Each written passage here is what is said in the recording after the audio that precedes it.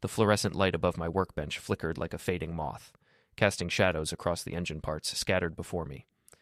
Midnight in Steelton, Pennsylvania meant the world belonged to insomniacs and mechanics like me.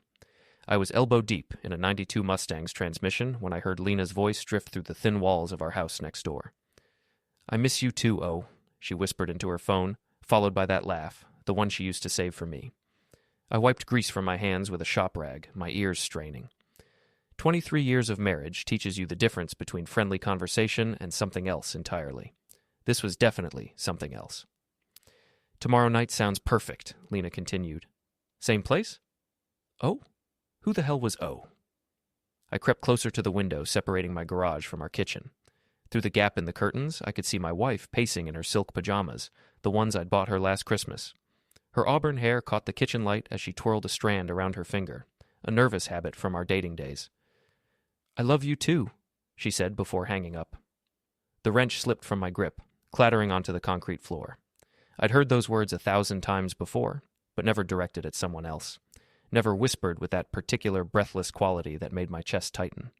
Guess O wasn't short for "Oh, my loving husband." I spent the next hour staring at that Mustang's guts, trying to piece together the fragments of my suddenly shattered world.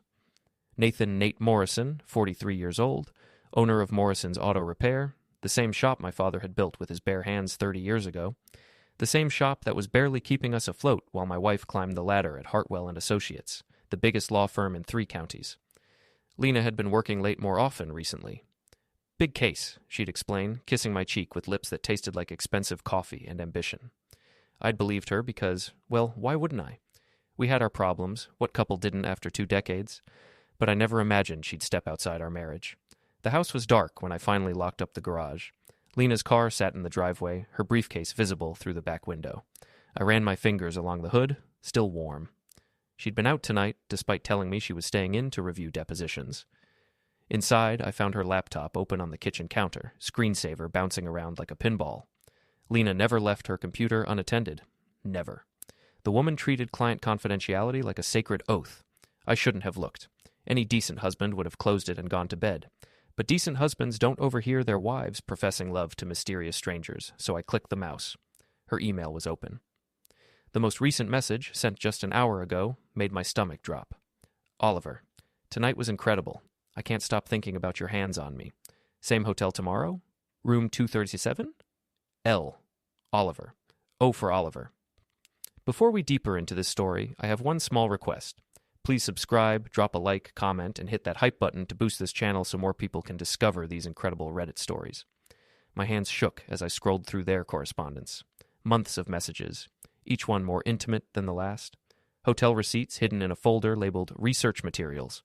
Photos I definitely wasn't supposed to see. Oliver Hartwell, her boss. The founding partner's son with his perfect teeth and Harvard law degree. The man who'd shaken my hand at the firm's Christmas party, complimenting my blue-collar authenticity, while his eyes suggested I was something he'd scrape off his Italian leather shoes. I closed the laptop and walked to our bedroom, where Lena lay sleeping peacefully. Her face was relaxed, almost innocent in the moonlight streaming through our window. This was the woman who'd promised to love me in sickness and health, for richer or poorer. The woman who'd held my hand when my father passed, who'd celebrated when I bought the shop from his estate, the woman who was screwing her boss in hotel rooms while I worked 16-hour days to keep us afloat. Something cold settled in my chest. Not anger, exactly, but something sharper, more focused. I'd been underestimated my entire life. The dumb mechanic, the blue-collar husband who couldn't possibly understand the complexities of his wife's sophisticated world. Maybe it was time to show them exactly how sophisticated I could be. I spent the rest of the night in my workshop, not fixing engines, but planning. By dawn, I had the skeleton of an idea forming. Nothing violent, I wasn't that kind of man. Nothing illegal. I wasn't stupid. But something that would make them both understand the cost of betrayal. The old Nate would have confronted Lena directly, would have demanded explanations, and begged for another chance. The old Nate would have been predictable. But the old Nate was gone, replaced by someone harder. Someone who understood that sometimes the only way to win a game is to change the rules entirely. I was still planning when Lena's alarm went off at 6:30. She emerged from the bedroom in her robe, looking refreshed and radiant. Guilty conscience apparently agreed with her. "You're up early," she said, pouring coffee into her travel mug. "Couldn't sleep? Big day ahead?" She kissed my cheek, the same perfunctory gesture she'd been giving me for months. "Don't wait up tonight. I'll be working late again." "More depositions?" "Something like that." She grabbed her briefcase and headed for the door. "Love you, Nate." The words hit like a slap. How easily she lied, how naturally deception rolled off her tongue. "Love you too," I replied, and for the first time in our marriage, I was lying right back. After she left, I sat at the kitchen table with my own coffee, staring at her laptop. The smart play would be to copy everything, build a case for divorce court, take half of everything, and walk away with my dignity intact. But dignity was a luxury I could no longer afford. Lena and Oliver had made their choice, and now I would make mine. I opened the laptop again and began to study my enemies. The anvil hadn't changed since my father used to drink there after long days at the shop. Same cracked vinyl stools, same neon beer signs, casting everything in shades of amber and regret. Ricky Kowalski stood behind the bar, polishing glasses with the methodical precision of a man who'd been doing it for 20 years. "You look like hell, Nate," he said, sliding a beer across the scarred wooden surface. Ricky had been my best friend since high school, back when we both thought we'd escape Steelton's gravitational pull. He'd made it as far as the Marines before a roadside bomb in Afghanistan sent him home with a Purple Heart and a permanent limp. I'd made it to the community college before my father's heart attack pulled me back to the shop. "Lena's having an affair," I said without preamble. Ricky's hand stilled on the glass. "You sure?" "Caught her red-handed. Well, red-laptopped." I took a long pull of beer, letting the bitter taste anchor me. "Oliver Hartwell, her boss."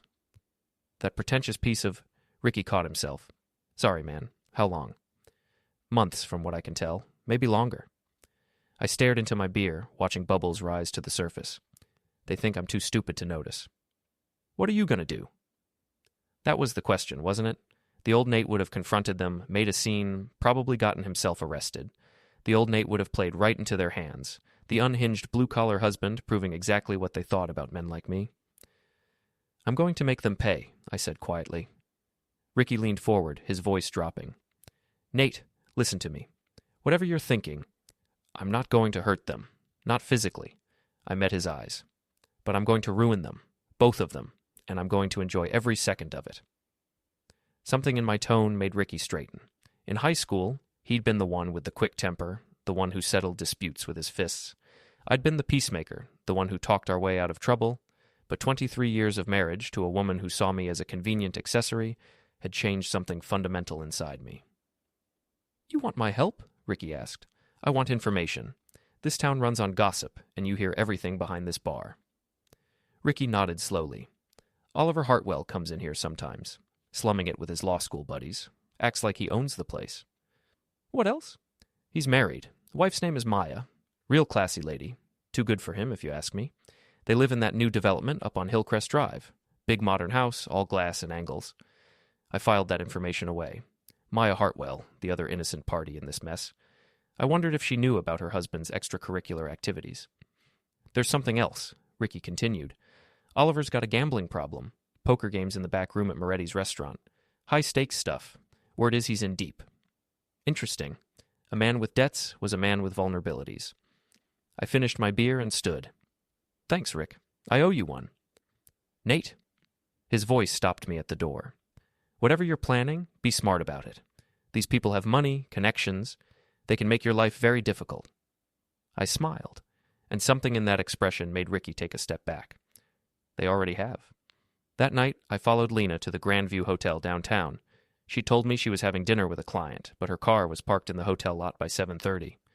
I found a spot across the street and settled in to wait. Oliver arrived 20 minutes later in his silver BMW, parking right next to Lena's Honda. He was exactly what you'd expect. Tall, lean, silver at the temples, wearing a suit that cost more than most people made in a month.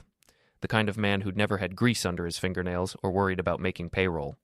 They met in the lobby, and even from across the street, their body language told the story. The way she touched his arm, the way he placed his hand on the small of her back as they walked toward the elevators. I sat in my truck for 2 hours, imagining them upstairs in room 237. My wife, in bed with another man. The woman who'd complained about our intimacy becoming routine, who'd claimed she was too tired or too stressed for romance. Apparently, she'd just been too tired for romance with me. When they finally emerged, Lena looked radiant, glowing. I hadn't seen her look that happy in years, and the realization hit me like a punch to the gut. This wasn't just physical for her. This wasn't just some midlife crisis or moment of weakness. She was in love with him. The knowledge should have broken me. Instead, it crystallized my resolve. They thought they were so clever, so sophisticated. They thought I was just another working-class fool who'd never figure it out. Time to prove them wrong. I waited until Oliver's BMW pulled out of the parking lot, then followed at a distance. He drove to his house on Hillcrest Drive, a monument to modern architecture and new money. Floor-to-ceiling windows, geometric lines, the kind of place featured in design magazines. The house was dark except for one upstairs window. As I watched, a silhouette appeared, a woman in a bathrobe, looking out into the night. Maya Hartwell, waiting for her cheating husband to come home. I pulled out my phone and did something that would have been unthinkable just 24 hours earlier. I took photos of Oliver's license plate, his house, his car in the driveway. Evidence, ammunition. Then I drove to the hardware store. The next morning, I was waiting in the hotel parking lot when Oliver arrived for what I assumed was another rendezvous with my wife.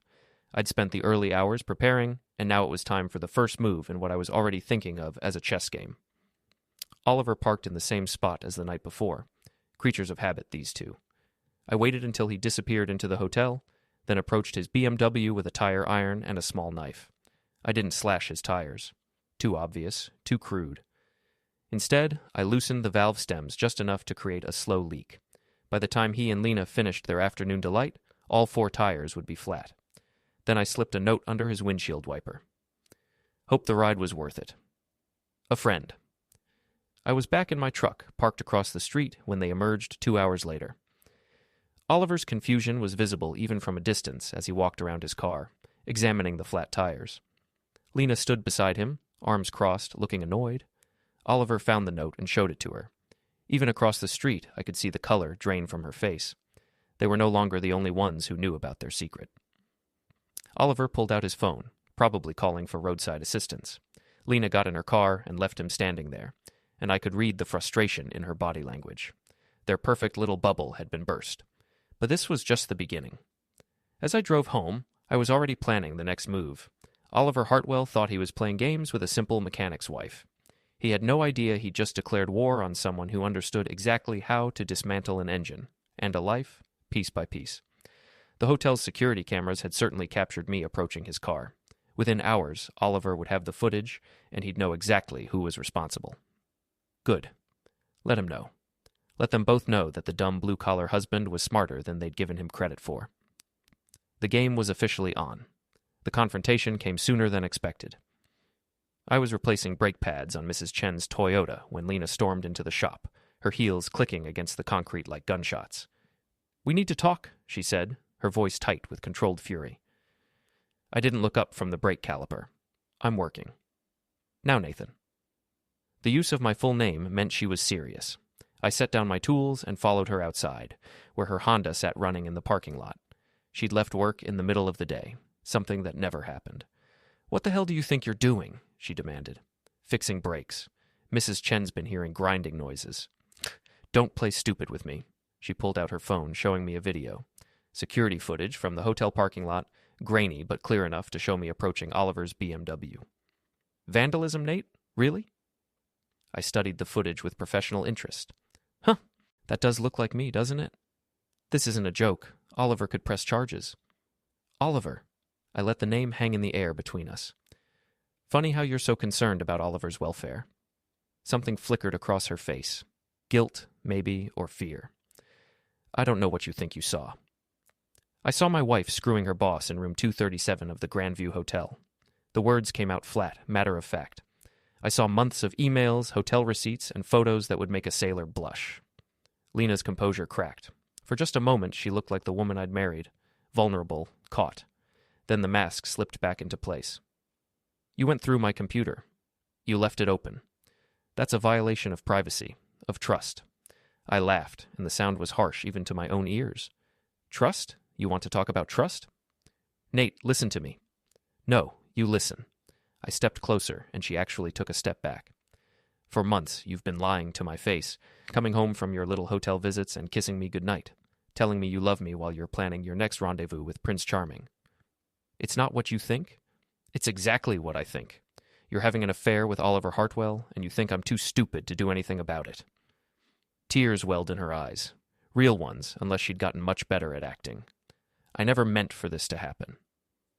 But it did happen, and now you're standing in my shop, threatening me with legal action to protect your boyfriend's BMW. I'm trying to protect you, she said. If you keep this up, Oliver will have you arrested. He has connections, influence, and I have nothing to lose. The truth of that statement surprised me. You've already taken everything that mattered, Lena. My marriage, my trust, my future. What else can he do to me? She stared at me for a long moment, and I could see her reassessing. The man she'd married wouldn't have fought back. He would have begged, pleaded, promised to change. I want a divorce, she said quietly. I figured, but you are not getting one on your terms. What's that supposed to mean? I smiled, and she flinched.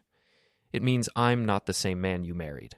It means you and Oliver made a mistake when you decided to humiliate me, and it means this is just the beginning. She got back in her car and drove away, leaving me standing in the parking lot of my failing shop.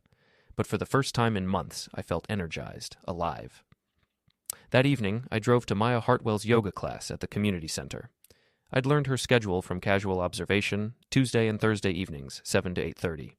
She emerged looking serene and centered, her dark hair pulled back in a ponytail, wearing expensive athletic wear that somehow looked elegant rather than flashy. I approached her in the parking lot, my heart hammering. This was either brilliant or catastrophically stupid. Mrs. Hartwell? She turned, and I was struck by how genuinely beautiful she was. Not in Lena's sharp, ambitious way, but with a warmth that seemed to radiate from within. Yes? I'm Nathan Morrison. My wife works with your husband at the firm. Recognition flickered across her features. Lena Morrison. Yes, Oliver mentions her sometimes. I'll bet he does. I was wondering if we could talk about our spouses. Maya's expression grew cautious. I'm not sure I understand. I think you do. I kept my voice gentle, non-threatening. I think you've noticed the late nights, the business trips, the way Oliver's been distracted lately. She was quiet for a long moment, studying my face. What do you want? The truth, and maybe a little justice. Maya looked around the parking lot, then back at me. There's a coffee shop on Main Street. Rosie's. Meet me there tomorrow at 10. She got in her car and drove away, leaving me standing there with the first real hope I'd felt since this nightmare began. The next morning, I arrived at Rosie's early and claimed a corner booth.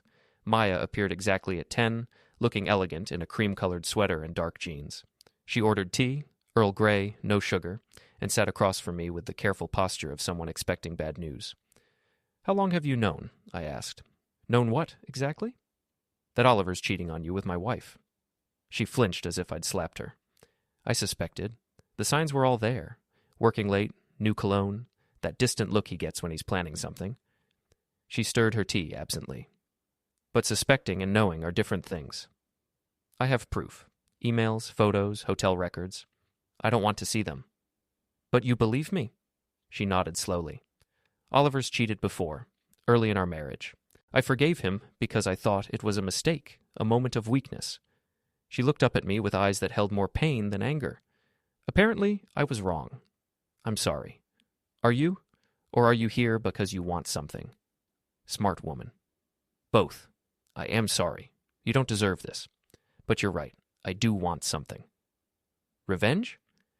Justice. There's a difference. Maya sipped her tea, considering. What did you have in mind? Oliver thinks he's untouchable. Rich, connected, smarter than everyone else. But he's not as careful as he thinks he is. You want to expose them. I want to destroy them. Professionally, socially, completely. I leaned forward. But I can't do it alone. What makes you think I'd help you? Because you're tired of being taken for a fool. Because you deserve better than a husband who treats you like a convenient accessory. And because deep down, you want to see him pay just as much as I do. Maya was quiet for a long time, staring into her teacup as if it held answers. When she finally looked up, there was steel in her eyes. What do you need me to do?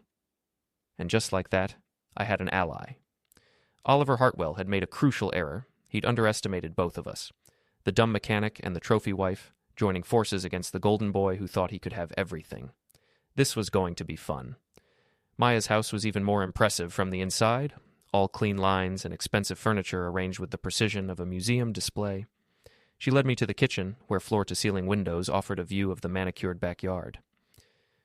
Oliver's at the office, she said, pouring coffee from a machine that probably cost more than my monthly mortgage. He won't be home until late. He's been working very hard lately. The sarcasm in her voice was subtle but unmistakable.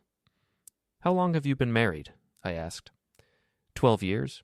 We met in law school, though I never finished. She handed me a mug. Oliver convinced me to drop out, said he'd make enough money for both of us. I was young and stupid enough to believe him. You could go back, finish your degree. With what money? Everything's in Oliver's name. The house, the cars, the investments. I have a credit card and a small checking account for household expenses. She sat across from me at the kitchen island. I've been the perfect corporate wife for over a decade, hosting dinner parties, attending charity galas, smiling and nodding while Oliver's colleagues treat me like an attractive piece of furniture. That's about to change. Maya's smile was sharp. Yes, it is. Now what's your plan? I pulled out a folder containing printouts of Lena and Oliver's email exchanges. First, we gather more evidence. I have their digital trail, but I need to know about Oliver's vulnerabilities, his business dealings, his finances, his secrets. Maya flipped through the pages, her expression growing colder with each one. These are very detailed. Your husband is quite the romantic. He never wrote things like this to me. She closed the folder. Oliver keeps files in his home office. Financial records, client information, personal documents. The door's always locked, but I know where he hides the key. What kind of files? Everything. Oliver's obsessive about documentation. He keeps records of every transaction, every meeting, every deal. Maya's eyes gleamed, including the ones he doesn't want the IRS to know about. Now we were getting somewhere. Tax evasion? Creative accounting. Offshore accounts, shell companies, unreported income from his gambling winnings. She paused. Did you know your wife has been helping him hide assets? That stopped me cold. What? Lena's been setting up legal entities for Oliver's business ventures. LLCs, partnerships, consulting agreements, all perfectly legal on the surface, but designed to hide money from his partners and the government. So Lena wasn't just cheating on me, she was helping Oliver cheat the system. My wife, who'd always prided herself on her professional ethics, had become a co-conspirator in financial fraud. Can you get me copies of those files? I can do better than that. Maya stood and walked to a drawer, pulling out a small device. Spy camera. I bought it months ago when I first suspected Oliver was cheating. Never had the courage to use it. What changed? You. You gave me permission to stop being a victim. We spent the next hour planning. Maya would document Oliver's files, focusing on anything that looked questionable. I would continue monitoring Lena's communications and gathering evidence of their affair. Then we'd coordinate our attack for maximum impact. There's something else, Maya said as I prepared to leave. Oliver's hosting a dinner party next weekend. Partners from the firm, city council members, the country club crowd. It's important to him. He's trying to secure a seat on the hospital board. Sounds like the perfect venue for a public humiliation. My thoughts exactly. I was halfway to my truck when Maya called out, Nathan? I turned back. Thank you for giving me a reason to fight back. Thank you for believing me. Oh, I didn't just believe you. She held up her phone. I installed tracking software on Oliver's phone months ago. I know exactly where he's been and when. Maya Hartwell was full of surprises. Oliver had no idea what kind of woman he'd been taking for granted. That evening, I was working late at the shop when Ricky appeared with a six-pack of beer and a grim expression. We need to talk, he said. I wiped my hands and accepted a beer. What's on your mind? Word's getting around town about you and Lena. People are taking sides. What kind of sides? Some folks think you're getting a raw deal. Others think you're losing your mind. Ricky took a long pull of beer. Mrs. Delaney's been spreading stories about you following Lena around town, acting erratic. Mrs. Delaney was our 70-year-old neighbor, the unofficial town gossip. If she was talking, everyone was listening. What kind of stories? That you've been drinking heavily, making threats, scaring Lena. She's painting you as the unstable husband who can't handle his wife's success. So that was their strategy. Paint me as the volatile blue-collar stereotype, the kind of man who'd resort to violence when his world fell apart. It was clever, and it would work if I let it. There's more, Ricky continued.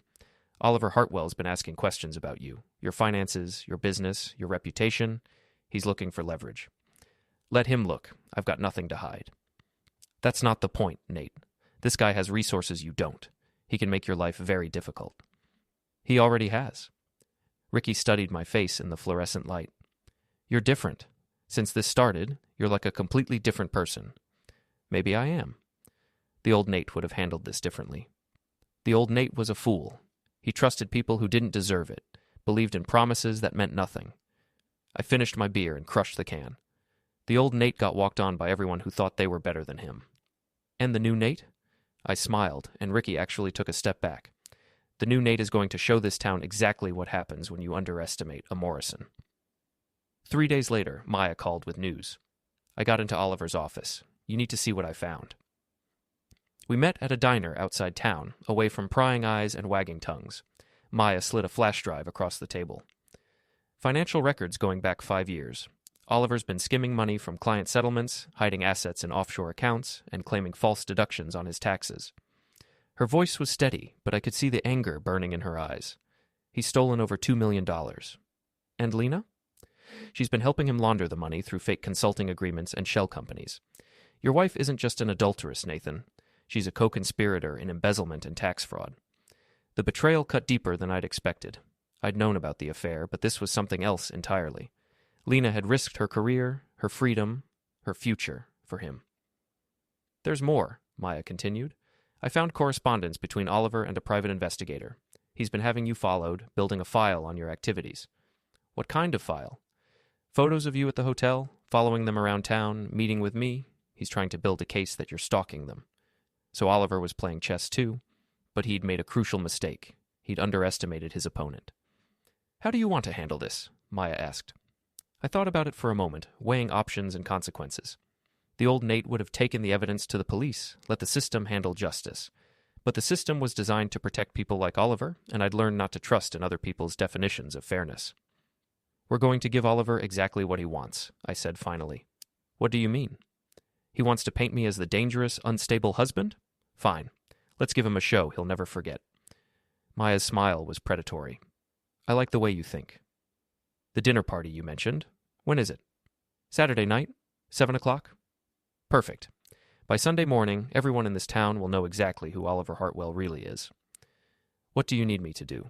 Just be ready to play the innocent victim, and make sure you have copies of everything hidden somewhere safe. As I drove home, I felt something I hadn't experienced in months. Excitement. Oliver thought he was hunting me, building a trap with his private investigator and his carefully constructed narrative. He had no idea he was walking into an ambush. Saturday evening arrived with the kind of crisp autumn air that made everything seem sharper, more defined. I sat in my truck across from the Hartwell house, watching luxury cars arrive for Oliver's dinner party. Mercedes, BMWs, a Jaguar that probably cost more than my annual income. Through the floor-to-ceiling windows, I could see the guests mingling in the living room. Men in expensive suits, women dripping with jewelry, everyone holding crystal glasses and engaging in the kind of conversations that shaped city policy and business deals. Oliver moved through the crowd like a king holding court, shaking hands and laughing at jokes that probably weren't funny. He wore a navy suit that fit him perfectly, his silver hair gleaming under the designer lighting. Maya played her part flawlessly. The devoted wife, elegant in a black dress that probably cost more than most people's monthly salary. She smiled and nodded and refilled drinks, invisible in the way that powerful men preferred their women to be. My phone buzzed, a text from Maya. Ready when you are. I checked my watch. 8:30. The guests would be relaxed now, comfortable, their guard down. Perfect. I got out of the truck and walked up the perfectly manicured driveway, past the perfectly arranged landscaping to the perfectly polished front door. Then I rang the bell. The conversation inside stopped. Through the window, I could see Oliver's face go pale as he recognized me. He said something to Maya, who nodded and walked toward the door. Nathan, she said when she opened it, her voice carrying just the right note of surprise and concern. What are you doing here? I need to talk to Oliver about my wife. This isn't a good time. It's the perfect time. I stepped past her into the foyer, and the assembled guests turned to stare at the unexpected visitor in work boots and jeans. Oliver appeared at my elbow, his face tight with controlled anger. You need to leave. Now. I need to talk to you about Lena. This is neither the time nor the place. When is the right time, Oliver? I raised my voice slightly, ensuring the guests could hear. When you're screwing my wife in hotel rooms? When you're stealing money from your clients? When you're committing tax fraud? The room went completely silent. Oliver's face cycled through several emotions, shock, fear, rage, before settling on cold calculation. You're drunk, he said loudly, and you're trespassing. I'm stone sober, and I'm telling the truth. One of the guests, a man I recognized as the hospital board chairman, stepped forward. Perhaps we should call the police. Great idea, I said, pulling out my phone. I'm sure they'd love to see the evidence I've gathered about Oliver's business practices. Oliver grabbed my arm. You don't know what you're talking about. I shrugged him off. Offshore accounts in the Cayman Islands. Shell companies used to launder embezzled funds. False tax returns claiming deductions for non-existent business expenses. I looked around the room at the shocked faces. Should I continue? Get out, Oliver hissed. Get out now or I'll have you arrested. For what? Telling the truth?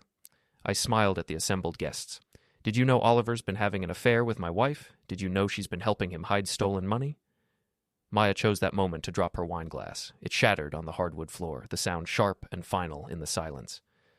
Oliver, she said, her voice barely a whisper. Is this true?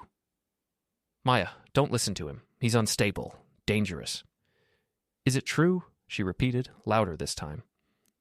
Oliver looked around the room at his guests, his peers, his potential board members, his carefully cultivated network of influence.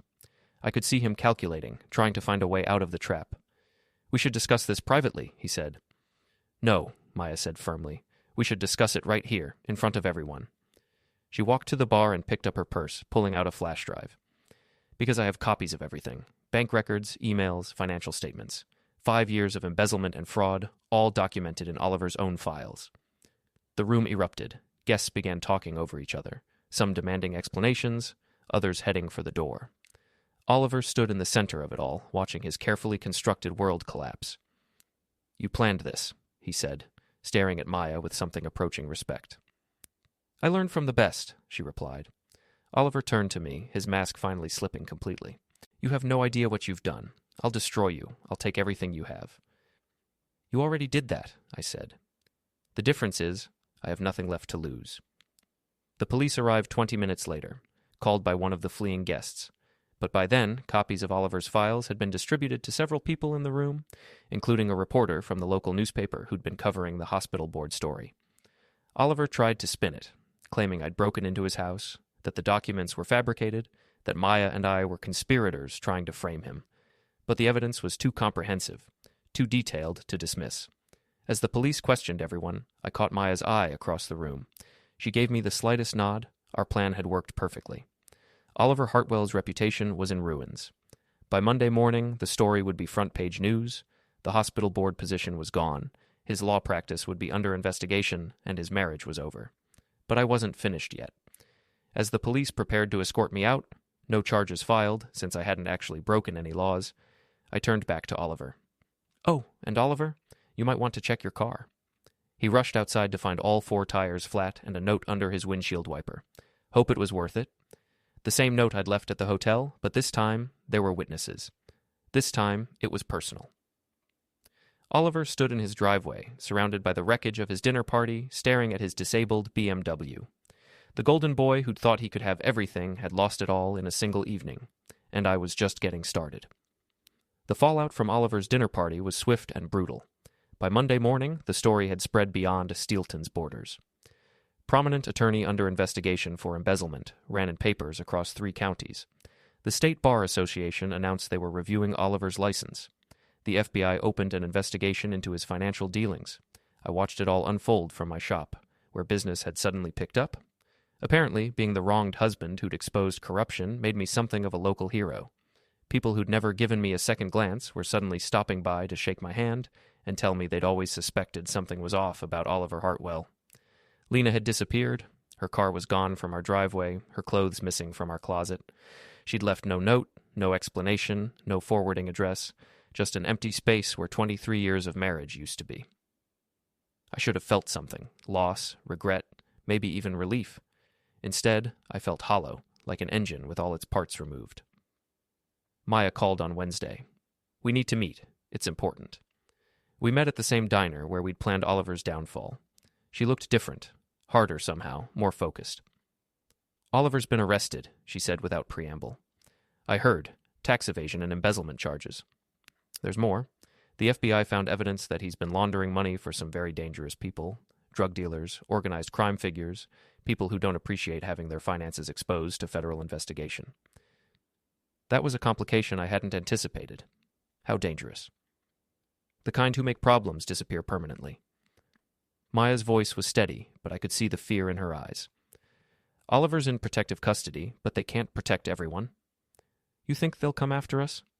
I think we need to be very careful and very smart. She was right. In my quest for revenge, I'd opened a door that couldn't be closed. Oliver's crimes went deeper than simple embezzlement. He'd been a conduit for dirty money, and now the conduit was compromised. What do you suggest? Maya slid a folder across the table. New identities, passport applications, birth certificates, social security cards, everything you need to disappear. I stared at the documents. You've been planning this. I've been planning for every contingency. Oliver taught me that. Always have an exit strategy. Where would we go? Somewhere warm, somewhere far from here, somewhere we can start over. The offer was tempting. A new life, a new identity, a chance to leave Steelton and all its ghosts behind. But running meant abandoning everything I'd built, everything my father had built. I can't leave, I said finally. Nathan, this is my home, my father's shop, my life's work. I won't let them drive me away.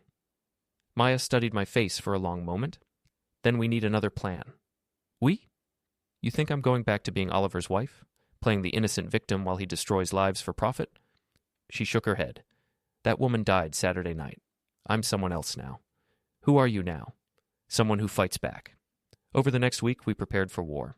Maya liquidated Oliver's accounts before the government could freeze them, transferring the money to offshore accounts of her own. I documented every threat, every suspicious car that drove past the shop, every stranger who asked too many questions. The first attempt came on Friday night. I was working late replacing the transmission on a '98 Chevy when I heard the shop door open. I looked up to see two men in expensive suits, not the kind of people who usually needed automotive work at 11 p.m. Nathan Morrison, the taller one asked. Shop's closed. We're not here about cars. He stepped closer, and I could see the bulge of a weapon under his jacket. We're here about Oliver Hartwell. What about him? He had something that belonged to our employer. Now that he's indisposed, we need to recover it. I don't know anything about Oliver's business dealings, the shorter man laughed. That's not what we heard. We heard you and Oliver's wife cleaned out his files, took everything. You heard wrong. Maybe, but we're going to search this place anyway, and if we find what we're looking for, maybe you get to keep breathing. I set down my wrench slowly, calculating distances and options. Two men, both armed, both larger than me. But this was my shop, my territory. You know what I think? I said conversationally. What's that? I think you picked the wrong mechanic to threaten. I grabbed the pneumatic impact wrench and squeezed the trigger, sending a burst of compressed air and metal into the tall man's face. He stumbled backward, cursing, giving me enough time to reach the toolbox where I kept my father's old baseball bat. The shorter man was reaching for his gun when the bat connected with his wrist. The sound of breaking bones was sharp and satisfying. You made a mistake, I told them as they writhed on the floor. This isn't some corporate boardroom where you can intimidate people with suits and threats. This is Steelton, and I'm not some soft lawyer you can push around. I called the police, then Maya. By the time the cops arrived, I had both men zip-tied with electrical wire, their weapons secured in my toolbox. Self-defense, I told the investigating officer. They broke into my shop and threatened me. The men claimed they were just looking for directions, but the guns and their criminal records told a different story. They were held without bail, pending federal charges. But I knew this was just the beginning. Maya arrived as the police were finishing their investigation. She took one look at the broken glass and scattered tools and nodded grimly. How many more do you think there are? She asked. Enough to make this interesting. This isn't a game, Nathan. These people don't play by rules. Neither do I. Not anymore. She studied my face in the harsh fluorescent light. What happened to you? The man I met a month ago wouldn't have fought back like this. That man was weak. He let people walk all over him, take advantage of his trust, steal his wife. I picked up a wrench and tested its weight. That man is gone. And what replaced him? I smiled, and something in that expression made Maya take a step back. Someone who understands that sometimes the only way to win is to become the villain. The next morning brought news that changed everything. Oliver Hartwell had been found in his cell, apparently having suffered a heart attack during the night. The official cause would be listed as natural causes, but Maya and I both knew better. Oliver's criminal associates had reached him even in protective custody. The man who'd thought he could play with dangerous people and emerge unscathed had learned the final lesson in consequences. With Oliver gone, the immediate threat should have ended. But I'd tasted something during that confrontation in my shop. Power, control, the satisfaction of watching enemies fall.